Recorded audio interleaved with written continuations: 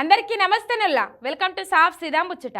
ఎవరి నీడ పడద్దని కేసీఆర్ సారు వాళ్ళను రాష్ట్రంలోనే లేకుండా తరిమి కొట్టిండో, ఎవరి కన్ను పడద్దని వాళ్ళను కరకట్ట దిక్కు ఉరికిచ్చిండో, ఎవ్వరు మన రాష్ట్రం దిక్కు చూడాలనంటేనే బుగులు పడేటట్టు భయం పుట్టించిండో అగ వాళ్ళకే సాదర స్వాగతం చెప్పి తెలంగాణ జుట్టునాల చేతుల్లో పెట్టే ఇగురం చేస్తున్నట్టే ఉన్నాడు రేవంత్ సారు. మొన్ననే చెప్పుకున్నాం కదా, తెలంగాణలో జీవో అయిన సైకిల్ పార్టీకి జీవగంజి పోసి బతికిస్తుండు రేవంత్ రెడ్డి సారు అని. ఆ కాన్ఫిడెన్స్ తోటే తెలంగాణలో కూడా పోటీ చేస్తామని బాబు సారు ప్రకటించిండు అని అన్నట్టే అదే నిజమైతుంది. ఒక కేసీఆర్ గద్ద దిగిపోగానే మళ్ళా తెలంగాణ మీద వాలిపోయేందుకు తయారైండు ఆంధ్ర చంద్రం సారు.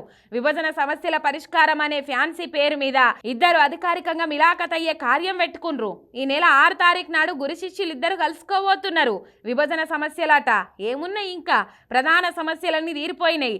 ఎవరి సంధాన వాళ్ళు బతుకుతున్నారు. నీళ్ల కాడ కిరికిరి పెడుతున్నదే ఆంధ్ర సర్కారు. మన తెలంగాణ నీళ్ల మీద పెత్తనం ఎట్లయినా కేంద్రానికి అప్పచెప్పింది గొప్ప చేతనైన సర్కారు. ఇక ఇప్పుడు బాబు సారే కలుసుకోవాలని ఉందని లేఖ రాయంగానే ఎగిరి గంతేసి ఓ అదెంత పని, మిమ్మల్ని కలిసేందుకు మాకు కూడా గంతే సంబురంగా ఉందనుకుంటా రేవంత్ సారు కూడా లెటర్ రాసి సహచరుని మీద గారిపోతున్న పాయిరాన్ని ప్రదర్శించినట్టే ఉంది అని అనుకోబట్టిండ్రు వీళ్ళిద్దరి మీటింగ్ గురించి ఎరకైనోళ్ళు.